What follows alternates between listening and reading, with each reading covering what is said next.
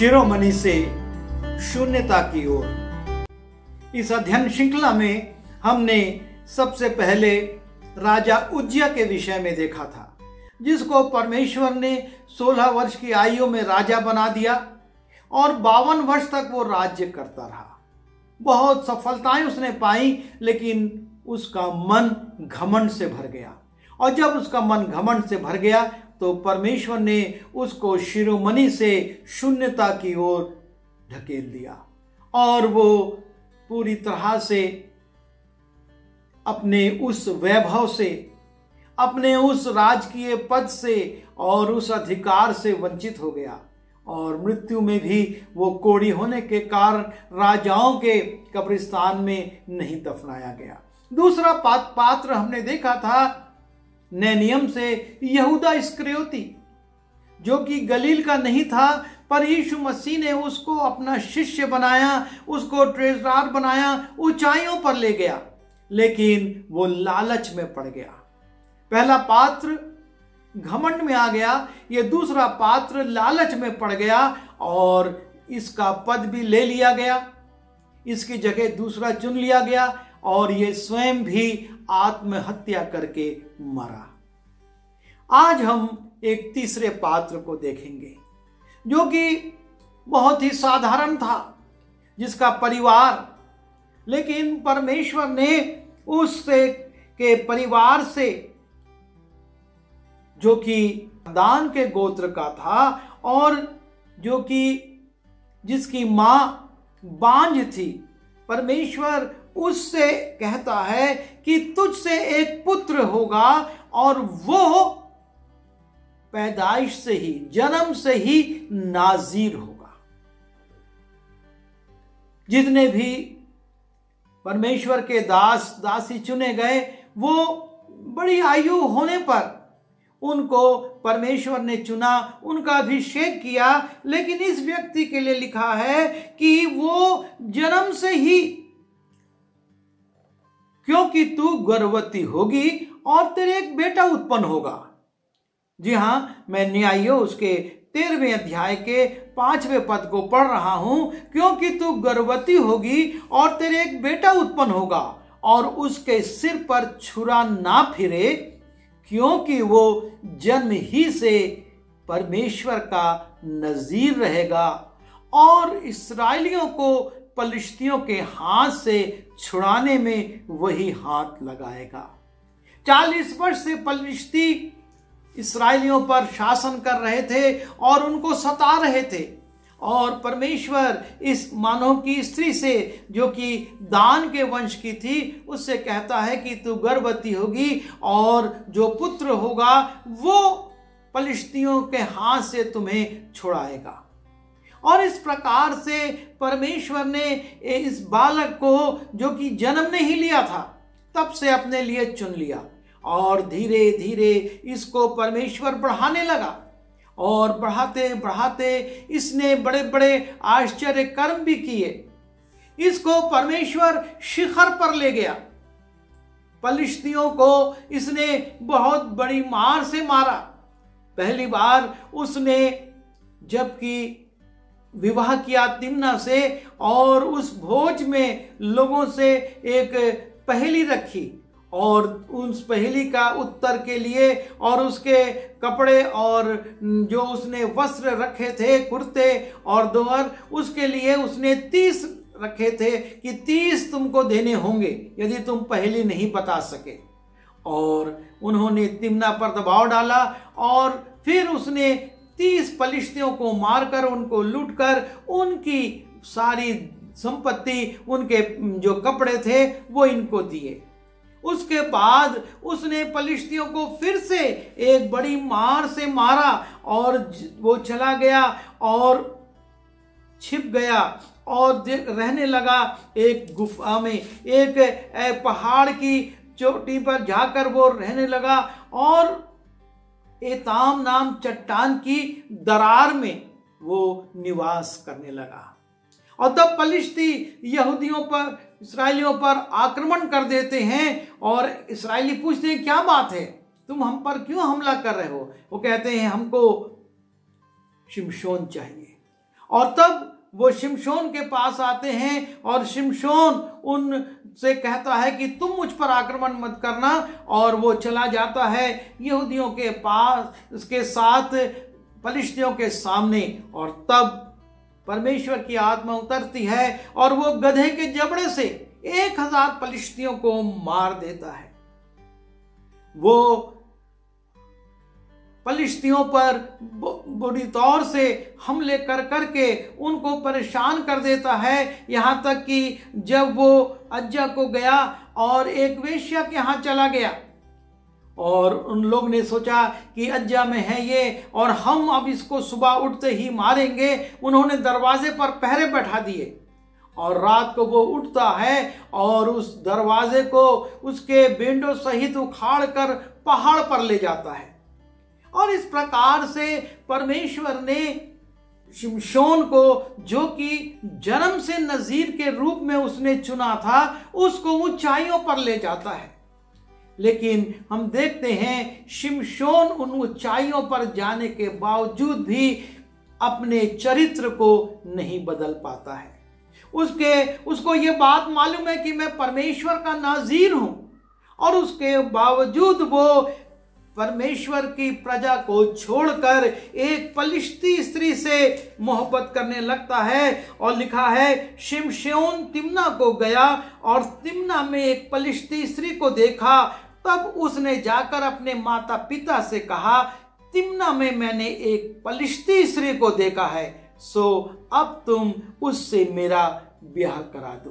परमेश्वर ने स्पष्ट आज्ञा दी थी कि तुम अन्य जातियों में विवाह मत करना, लेकिन ये नाज़ीर है, पैदाइशी नाज़ीर है और बड़े बड़े परमेश्वर के कामों को उसकी सामर्थ्य में करता है। इसके पहले वो एक सिंह को, जो जवान सिंह था, उसको फाड़ चुका है, और उसके बावजूद वो तिम्ना में एक पलिश्ती स्त्री से प्रेम करने लगता है और इस पलिश्ती स्त्री से उसका विवाह होता है। और उसके बाद उसका ससुर जब ये चला जाता है, उसके मित्र से उस स्त्री का, तिम्ना का विवाह करवा देता है।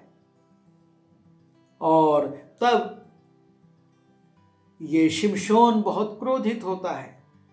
फिर दूसरी स्त्री उसके जीवन में आती है, जैसा हमने पढ़ा, अज्जा में वो एक वेश्या को देखकर उसके पास चला गया। ये परमेश्वर का नाज़ीर है, लेकिन इसके जीवन में एक बहुत बड़ी कमजोरी है, और वो इस स्त्री को देखकर अब उसके पास चला गया। और लिखा है कि वो वहां पर शिमशोन आधी रात तक पड़ा रहा, और उसके बाद वो वहां से निकलता है, फिर सामर्थ्य के काम करता है। लेकिन उसके जीवन में फिर से एक और स्त्री आ जाती है, और वो है दलीला। तीसरी स्त्री उसके जीवन में आ जाती है जब हम न्यायियों उसके 16वें अध्याय के 4 पद में जाते हैं। इसके बाद वो सोरेक नाम नाले में रहने वाली दलीला नाम एक स्त्री से प्रीति रखने लगा। वो दलीला उसके जीवन में आ गई, और वो दलीला के संपर्क में आकर अब उसके साथ रहने लगा। और दलीला को 1100 टुकड़े चांदी में पलिश्ती खरीद लेते हैं। लिखा है कि तब पलिश्तियों के सरदारों ने उस स्त्री के पास जाकर कहा, तू उसको फुसलाकर बूझ ले कि उसके महाबल का भेद क्या है, और कौन उपाय करके हम उस पर ऐसे प्रबल हों कि उसे बांध कर दबा रखें। तब हम तुझे 1100 टुकड़े चांदी देंगे। और इस प्रकार 1100 टुकड़े चांदी में वो सौदा करते हैं कि शिमशोन को वो कैसे उसके बल को जान करके पकड़े। और ये स्त्री उस पर दबाव डालती है, उससे कहती है, मुझको अपने बल का भेद बता। और पहले कहता है कि मुझको तुम बिना सुखाई हुई तांत की से बांधो, 7 तांतों से बांधोगे, मेरा बल समाप्त हो जाएगा। लेकिन जब उसको बांध दिया जाता है और स्त्री कहती है कि पलिश्ती तेरी ताक में है, वो उठता है और उन तांतों को ऐसे तोड़ देता है जैसे कच्चे सूत को। फिर उसको ये स्त्री पूछती है कि तू तो मुझसे मोहब्बत नहीं करता है, लेकिन तू मुझको धोखा दे रहा है। दलीला उसके सामने कहती है, वो कहता है नहीं, मेरे बल का भेद यह है कि 7 नई रस्सियों से मुझको बांधो। और जब उसको 7 नई रस्सियों से बांधा जाता है और दलीला कहती है देख पलिश्ती तेरे ताक में है, वो उठता है और उन रस्सियों को भी तोड़ देता है। और फिर वो कहती है तूने मुझको धोखा दिया। और तीसरी बार जब दबाव डालती है तो वो उससे कहता है कि मुझको जो धागा बुना जाता है उसके अनुसार उसकी खूंटियों से बांध दो मेरे सिर के 7 लटों को। और वो स्त्री ऐसा ही करती है। और फिर जब कहती है कि पलिश्ती तेरी खोज में है, वो उठता है और उन खूंटियों को अपने बालों से उखाड़ देता है। और इस प्रकार से वो व्यक्ति जिसको परमेश्वर ने नजीर बनाया था, इस स्त्री के बार बार चक्कर में आता है, बार बार उसके धोखे में आता है और उसको कुछ कुछ बताता जरूर है लेकिन सही बात नहीं बताता। पर इसके जीवन में दलीला एक कमजोरी बनकर आ गई। पहले तिम्ना थी, फिर अज्जा की वो वेश्या थी और अब दलीला आ गई। और आखिरी में चौथी बार वो दलीला को अपना भेद बता देता है कि मेरे सिर पर अस्तुरा नहीं फिरा है बचपन से, और अगर फिर जाए तो मैं साधारण व्यक्ति हो जाऊंगा। और उसके बाद हम जानते हैं किस प्रकार से दलीला ने उसकी लटों को कटवा दिया और वो सोचता है कि अब भी मैं पहले के समान बलवान रहूंगा। लेकिन जब पलिश्ती आते हैं वो निर्बल हो चुका है क्योंकि परमेश्वर ने उसको छोड़ दिया। वो जो शिरोमणि था, जो कि पलिश्तियों को गधे की जबड़े से मार देता है, जो कि शेर को फाड़ देता है, जो दरवाजे को, नगर के मेन मुख्य दरवाजे को बेंडों सहित उखाड़कर पहाड़ पर रख आता है, वो व्यक्ति अब बिल्कुल निर्बल हो गया है क्योंकि परमेश्वर ने उसे छोड़ दिया है। वो शिरोमणि अब शून्य हो गया है। परमेश्वर ने उसे कई अवसर दिए पर इन स्त्रियों के कारण वो अपने जीवन में नीचे नीचे और नीचे उतरता चला गया। और जब वो सोचता है कि अब मैं फिर से उठूंगा, झटकूंगा, जब हम न्यायों उसके 16वें अध्याय के 20वें पद को देखते हैं, तब उसने कहा, हे शिमशोन, पलिश्ती तेरी हाथ में है। तब वो चौंक कर सोचने लगा कि मैं पहले की नाई बाहर जाकर झटकूंगा। वो तो ना जानता था कि यहोवा उसके पास से चला गया है। और जब परमेश्वर ने उसको छोड़ दिया, वो शून्यता में आ गया। जो कि पैदाइशी नजीर था, वो अपनी गलतियों के कारण और अपने चाल चलन के कारण जब वो शून्यता में आ गया, तब लिखा है, तब पलिश्तियों ने उसको पकड़कर उसकी आंखें फोड़ डाली, उसे अज्जा को ले जाकर पीतल की बेड़ियों से जकड़ दिया और वो बंदीगृह में चक्की पीसने लगा। जिस अज्जा के दरवाजे को, मुख्य द्वार को उसने उखाड़कर पहाड़ पर ले जाकर रख दिया था, उस अज्जा में अब वो जेल खाने में डाल दिया गया है और चक्की पीस रहा है। उसकी आंखें फोड़ दी गई हैं और पीतल की बेड़ियां उसके हाथ और पैर में हैं। शिरोमणि से शून्यता की ओर अब वो एक साधारण कैदी है। अब वो शिमशोन नहीं जिससे कि पलिश्ती घबराएं, लेकिन अब वो एक साधारण शून्य हो गया शिमशोन है। और वो पलिश्ती यहीं पर नहीं रुकते, लेकिन जब वो अपने देवता की पूजा करते हैं और दगोन को ले जाकर उसके आराधना करते हैं, वो बुलाते हैं कि लाओ उस शिमशोन को, वो हमारे लिए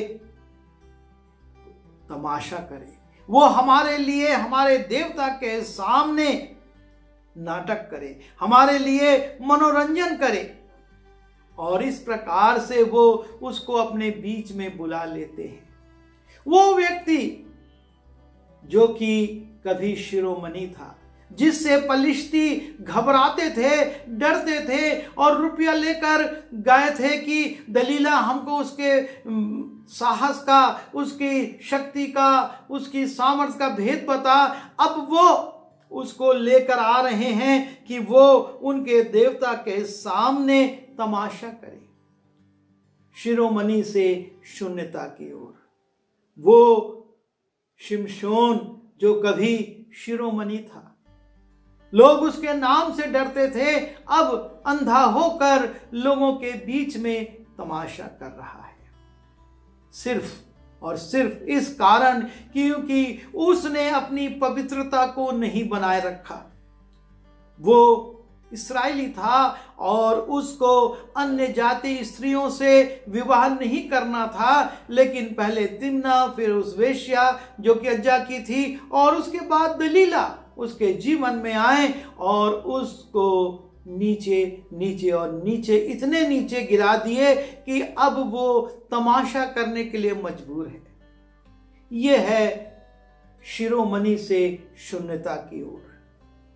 जब हम अपने जीवन में परमेश्वर की पुकार को सुनकर, उसके अभिषेक को छोड़कर संसारिकता में आ जाते हैं, और इसीलिए सुलेमान नीति वचन में बार बार लिखता है कि पराई स्त्रियों से दूर रहो, उसकी बातों को जो कि चिकनी चुपड़ी होती हैं मत सुनो, और पौलुस प्रेरित भी कहता है असमान जुए में मत जीतो। यह आवश्यक है परमेश्वर के भय को हम अपने जीवन में स्थान दें। शिमशोन ने मनमानी करी, उसने अपने माता पिता की नहीं सुनी और पलिश्ती स्त्री से ब्याह करा और पतित और पतित और पतित होता चला गया, और आखिरी में वो दलीला के कारण ना सिर्फ अंधा हो गया, वो गुलाम बन गया, वो चक्की पीसने लगा, जेल खाने में डाल दिया गया, लेकिन पलिश्तियों के यहां तमाशा करने को मजबूर हो गया। यह बात अलग है कि परमेश्वर ने उसकी अंतिम पुकार को सुनकर फिर से उसको बल दिया और उसने वो उन पलिश्तियों के साथ मारा गया, लेकिन उसका पतन जो हुआ, फिर वो उस पद को, उस ऊंचाइयों को प्राप्त नहीं कर सका। परमेश्वर हमारी सहायता करे कि हम शिमशोन के जीवन से इस बात को देखें कि कैसे शिरोमणि से शून्यता की ओर ये संसारिक अभिलाषाएं हमको ले जाती हैं और हमारे जीवन में पतन आ जाता है, हमारे जीवन में उतार आ जाता है। हम उन ऊंचाइयों से पतन की गहराइयों में चले जाते हैं और हमारा अस्तित्व समाप्त हो जाता है। प्रभु हम सबकी सहायता करे। आइए प्रार्थना करें। प्रभु जी, हम शिमशोन के जीवन के लिए और उसके उत्थान और उसके बाद जो आपने उसका पतन दिखाया, आपका धन्यवाद करते हैं कि ये हमारे लिए एक शिक्षा के रूप में लिखा गया है, ताकि इसको हम पढ़ें और इसके जीवन से शिक्षा पाएं कि संसार में जो अभिलाषाएं हैं किस प्रकार से हमारे जीवन को पतित कर देती हैं। प्रभु जी, उस महान शिमशोन जिससे कि पूरा पलिश्ती समाज और देश घबराता था, वो पतित हो गया, कमजोर हो गया और उसको मृत्यु, वो मृत्यु जो कि उन पलिश्तियों के साथ हुई, प्राप्त हुई। प्रभु जी, सहायता करिए कि हम इस जीवन से शिक्षा लें और अपने जीवन को बदलें। विनती यीशु के नाम से मांगते हैं, आमीन।